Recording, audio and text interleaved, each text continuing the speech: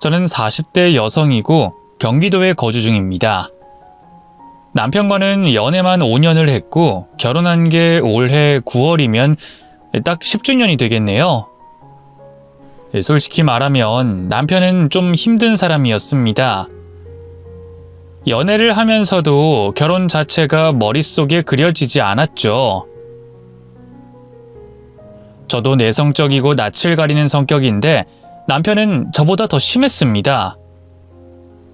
만나고선 처음에는 저를 싫어하는데 억지로 나온 건 아닐까 의심이 될 정도로 감정 표현에도 서툴렀죠.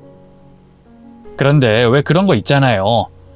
저보다 더 말이 없는 사람이 있으면 제가 더 떠들게 되고 저보다 더 소심한 사람 앞에서는 이전에 저보다 더 대범해지는 그런 거요. 저도 그랬던 것 같습니다. 제 주변 사람들이 워낙 잘 놀고 떠들기 좋아해서 제가 한 번도 맡아보지 않은 역할을 제가 하게 된 거였죠. 난생 처음 있는 일이라서 그런지 저는 그 사람을 위해서 더 밝고 쾌활한 사람이 됐던 것 같아요. 그런데 희한하게 그런 제 모습이 싫지 않았습니다.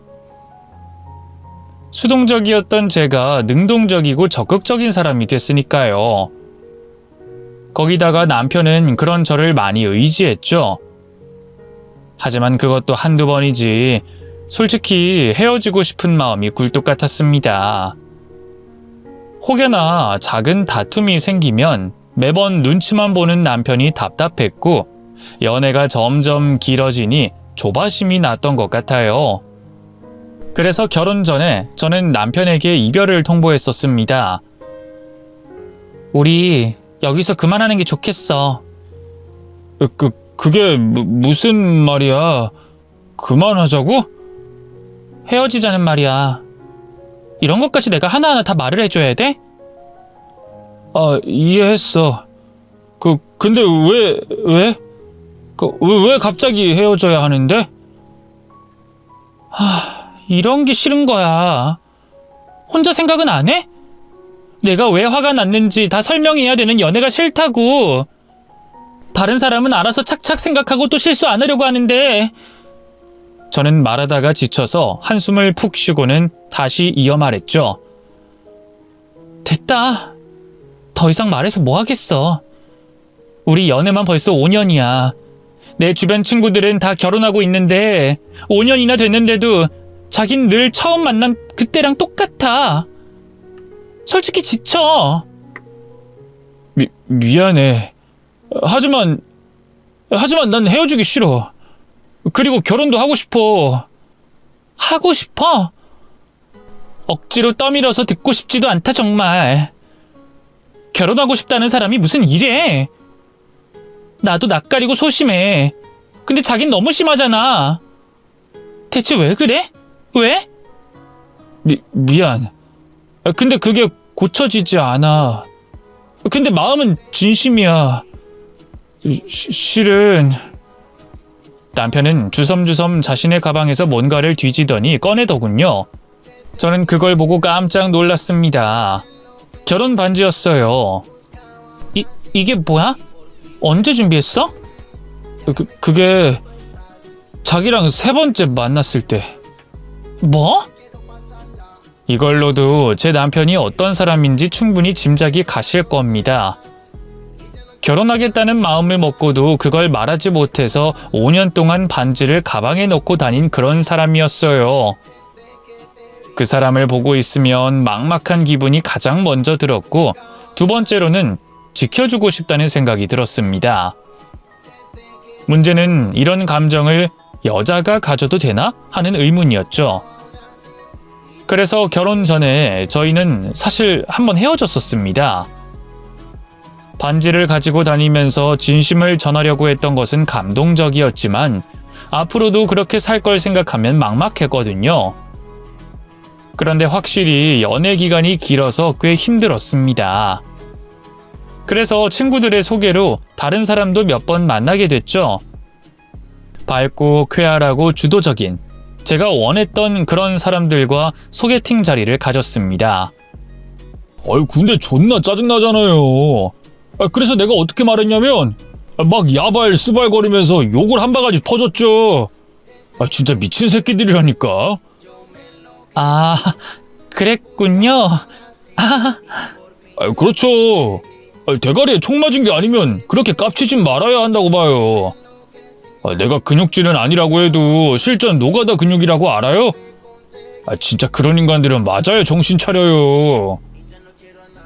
근데 막상 제가 적응하지 못하겠더군요. 말끝에 욕을 달고 있는 게 습관이거나 말 자체를 함부로 하는 사람도 있었고, 자신은 이런 사람이니 알아서 맞춰달라는 사람도 있었죠. 결국 그렇게 돌고 돌아 다시 남편을 만나 결혼하게 됐던 겁니다. 사람의 모든 면을 좋아할 수 없고 제가 그 이상을 원하면 욕심이라는 생각으로 어느 정도 포기를 한 거였죠. 하지만 그게 제 발목을 제대로 잡을 줄은 몰랐습니다. 남편의 성격으로 추측했던 시어머니의 성격은 정반대? 아니, 다른 방향으로 완전히 달랐으니까요. 스스로는 시원시원하고 쿨하며 누구보다 열린 사상을 가졌다고 이야기했지만 근본이 달랐습니다. 시어머니는 그냥 막말을 하는 사람이었고 생각이라는 필터를 거치지 않고 그냥 내뱉는 사람이었어요. 그리고 남편은 그런 시어머니를 말리지도 못했죠. 솔직히 저조차도 감당이 되지 않는데 남편이 막을 수 있는 수준이 아니긴 했습니다. 그런데 그때는 왜 그렇게 그게 서운했는지 모르겠어요. 단순히 생각하면 너희 엄마고 네가 자식인데 그 정도도 못하나? 이런 생각이었던 것 같습니다. 시작은 처음 인사드리러 가는 날부터였죠. 이야기는 많이 들었다고 하면 좋겠지만 난 솔직히 제가 연애를 하는지도 몰랐어. 아, 네. 아가씨, 적당히 예의 차리고 사람 눈 보면서 이야기해야지. 내가 바닥이니? 그게 긴장이 돼서. 한국 사람들은 이게 문제라니까. 고개 숙이는 게 예의라고 가르치니 바닥만 보고 있지. 사람과 대화를 하는데 눈을 봐야 되는 거 아닌가? 아가씨 대학은 나왔어? 네. 4년? 2년? 4년제요. 그럼 학자금 대출은 받았어? 네. 형편은 고만고만한 모양이네. 학자금 대출, 난 우리 애들 그런 거 하나도 주지 않았는데. 특히나 우리 큰애는 장학금까지 타서 들어갔거든. 거기서 내내 전액 장학금 받고. 들었어요. 회사는 계속 다닐 거지? 네, 그럴 생각이긴 한데. 그래야지. 생각은 무슨. 난 말이야, 굉장히 솔직한 사람이야. 아마 지내다 보면 속으로는 딴 생각하면서 겉으로는 착한 척하는 그런 시어머니보단 훨씬 편할걸. 난 내 아들이 결혼하면 다달이 용돈 100만 원은 받아야겠어. 그 정도 자격은 있잖아? 아, 네. 네라고 한 거지? 원래 결혼 전에는 아들이 50만 원, 100만 원씩은 줬었어. 내 아들 둘 다 말이야. 만약 너희가 아이 낳아서 내가 키우게 된다면 용돈에 더해서 200은 받을 거고. 알겠니? 그게 비싸다고 생각하면 친정에 맡기면 되는데. 그때 남편이 머뭇거리면서 끼어들었죠. 엄마, 그 정도만 하세요. 돈 이야기를 왜 자꾸. 시끄러! 이건 미리 말해야지. 그래서 싫다고 하면 결혼 안 시키면 그만이고. 그리고 이런 거 미리 말 안 해놓으면 나중에 싸워. 그러니까 그냥 가만히 있어라 넌. 당황스럽긴 했지만 그건 시어머니의 말에 동의하는 부분이었죠. 차라리 속 편하게 말하는 사람이 있어서 다행이라는 생각도 처음엔 들었던 것 같습니다. 그런데 그 뒤에 나온 말에 그냥 말을 함부로 한다는 걸 바로 깨닫게 됐죠.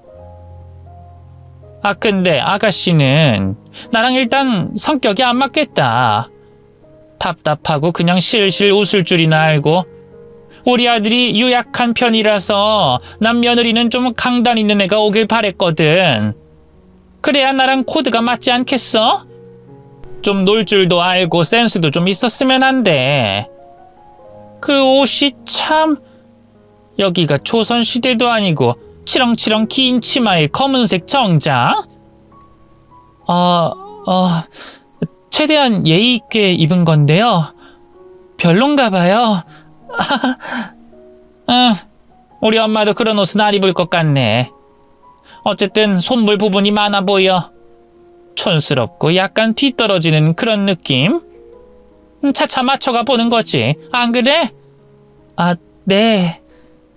뭔가 잘못됐다는 걸 알긴 했지만 결혼 전엔 그랬습니다. 뭐 만나봐야 얼마나 만나겠어 하는 아니란 생각을 했었죠. 더구나 그 사람도 너무 미안해했고 본인의 어머니에 대한 자각이 있어서 그나마 나쁘지 않다고 생각했었어요. 만약에 자신의 엄마라는 이유로 이해를 강요하거나 제가 예민하다고 몰아갔다면 분명 저는 파혼을 선택했을 겁니다. 그래서 저희는 결혼을 강행했고 결혼하고 몇 개월은 평범한 신혼부부처럼 그렇게 지냈어요. 애초에 시댁은 저희 집과는 거리가 있었고 그래서 그대로 간다면 별 문제가 없을 거라고 자신했죠.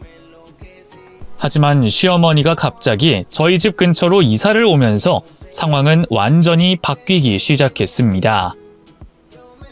너희 둘 다 일하니까 내가 오며 가며 집에 이상 있는지 없는지 봐준다니까?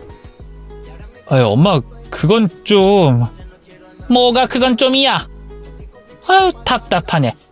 내가 뭐 너희 집에서 뭐라도 훔쳐갈까봐 그래? 그래도 비밀번호는 그렇지. 그래? 그래, 알았다. 그럼 내가 볼 일 있으면 당당하게 벨 누르고 들어오마. 늘 말 잘 듣는 아들이었을 남편이 비밀번호 공개를 거부하자 시어머니는 보복이라도 하는 듯 일부러 더 저희 집에 자주 찾아오곤 했습니다. 여름에는 덥다고, 겨울엔 춥다고, 배고프다고, 몸이 안 좋다면서 저희 집을 하루에도 평균 2번씩은 오셨죠. 문제는 시어머니가 저희 집에 들어오는 방식이었습니다. 하루는 앞집에 살던 할머니 한 분이 제가 퇴근을 하는데 그러더군요. 저기요, 그 집의 시어머니? 아니면 친정 어머니인진 모르겠지만 정말 너무 시끄럽거든요. 네? 정말 죄송합니다. 시어머니세요. 제가 그때 보니까 문을 두드리는 게 아니라 벨을 누르면서 발로 문을 차더라고요. 무슨 빚을 받으러 온 사람도 그렇게는 안 할 것 같은데 솔직히 그건 좀 아니지 않아요? 아파트도 공동생활을 한다면 하는 건데 특히 복도 소리는 전체 다 울리잖아요. 정말요? 그건 몰랐어요. 정말 죄송해요. 앞으로는 그런 일 없게 할게요. 제발 조의 좀 부탁드립니다. 사실 직접 이야기해봤는데 성격이 얼마나 괴팍한지 이런 문제는 당사자한테 따지고 싶었는데 무슨 저한테 아가리를 닥치라는 그런 막말을 하더라고요. 새댁도 고생이 많겠어요. 늙으면 곱게 늙어야지. 아유. 실제로 어머니는 문을 여는 그 몇 초를 참지 않고 문이 부서질 것처럼 두드렸습니다. 그 일로 저와 남편 둘 다 민원을 몇 번이나 받았고요. 그래서 그걸 시어머니에게 이야기해봤지만 소용이 없었죠. 아파트 주민들 모두를 예민한 사람이라고 하고 코웃음까지 치시더군요. 내가 착하니까 그냥 넘어가는 거지. 예전에 나라면 머리채 잡았어.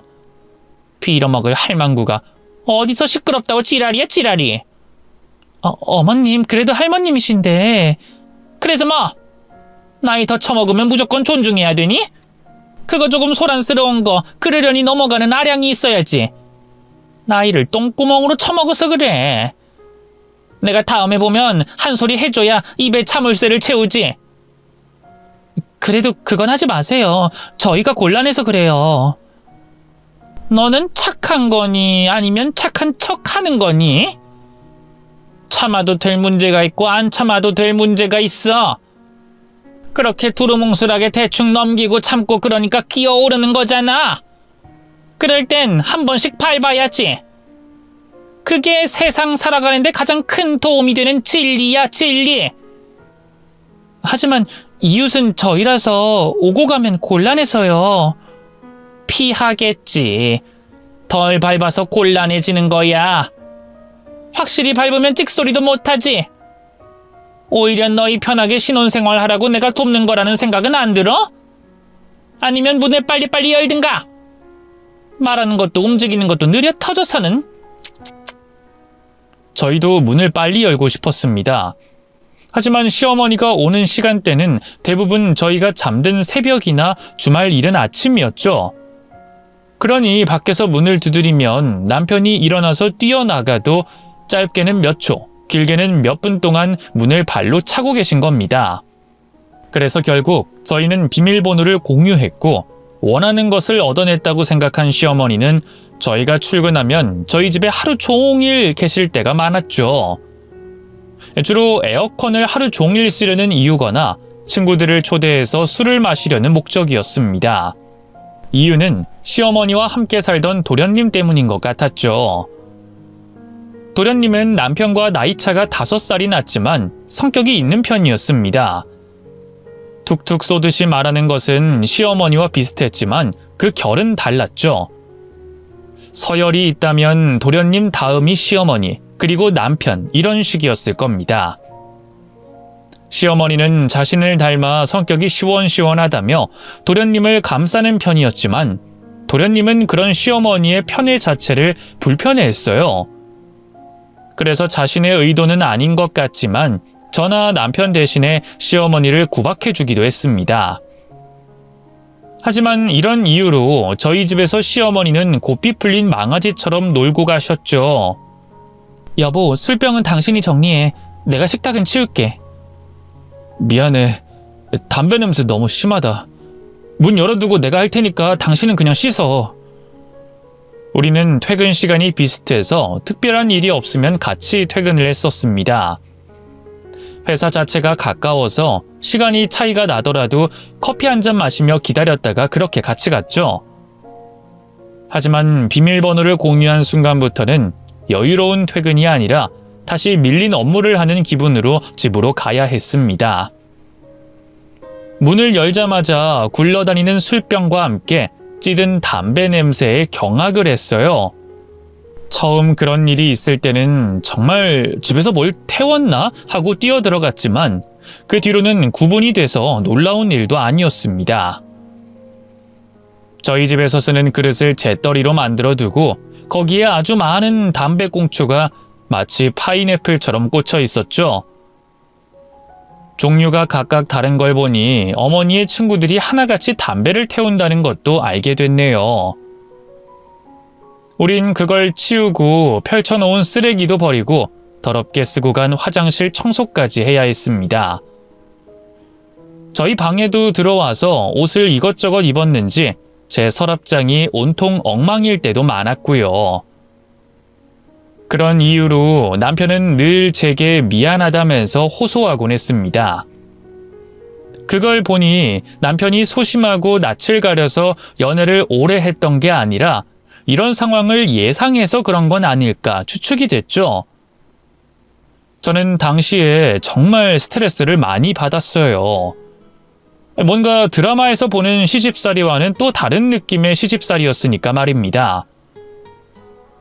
음식을 해라, 설거지를 해라, 넌 옷이 그게 뭐니, 이런 종류가 훨씬 더 나을지도 모른다는 생각까지 들더군요. 그런 고전적인 시집살이면 화가 났어도 다들 이렇게 살겠지 하는 생각이라도 했을 것 같아서 말이죠. 그런데 저는 시어머니 술 심부름, 담배 심부름, 그리고 친구들을 데리고 와서 노는 뒷정리를 하고 있으니 현실적이지가 않는 느낌만 들었습니다. 무엇보다 잔소리 종류도 그랬죠. 옷 좀 짧게 입어라, 촌스럽게 하고 다니지 마라, 가슴 좀 까고 다녀라, 신발이 운동화밖에 없냐는 소리에 대응할 방법도 없었어요. 실제로 저는 원형 탈모까지 왔었습니다. 그냥 머리가 좀 유난히 빠지네라고 생각만 했는데 어느 날 뒷머리를 만졌는데 느낌이 다르더군요. 아주 부드러운 아기살을 만지는 그런 느낌이 들었고 남편에게 물어보니 500원 동전 크기만큼 머리가 빠졌다는 걸 알게 됐죠. 근데 그게 끝이 아니라 그 바로 옆에 하나가 더 생겨서 한동안 가발을 쓰고 출근을 할 정도였습니다. 이대로 가면 정말 내가 먼저 죽겠구나 하는 생각이 들 때 저는 아이를 임신하게 됐죠. 그러자 남편이 바로 시어머니에게 앞으로는 집에 와서 담배도 피우지 말라고 했습니다. 실제로 손주 욕심이 있었는지 시어머니는 그 뒤로는 이전처럼 자주 오진 않았어요. 이런 말하기 뭐하긴 하지만 진즉에 임신을 할 걸 그랬나? 이런 생각도 들어. 나도 그런 생각했었어. 이제 안 오시니까 당신도 마음 편하게 먹어. 그 스트레스가 아이한테 안 좋잖아. 나도 최선을 다해볼게. 저는 출산이 임박했을 때까지 회사 업무를 그대로 봤지만 시어머니가 집에 잘 오지 않는 것만으로도 컨디션은 훨씬 좋았습니다. 하지만 왜 시어머니가 그렇게 하셨던 건지 나중에 알게 됐죠. 바로 아이를 낳은 이후에 자신이 받을 200만 원 때문이었습니다. 넌 회사 복귀해야지. 설마 그대로 퍼질러서 살림만 하겠다고 하는 건 아니겠지?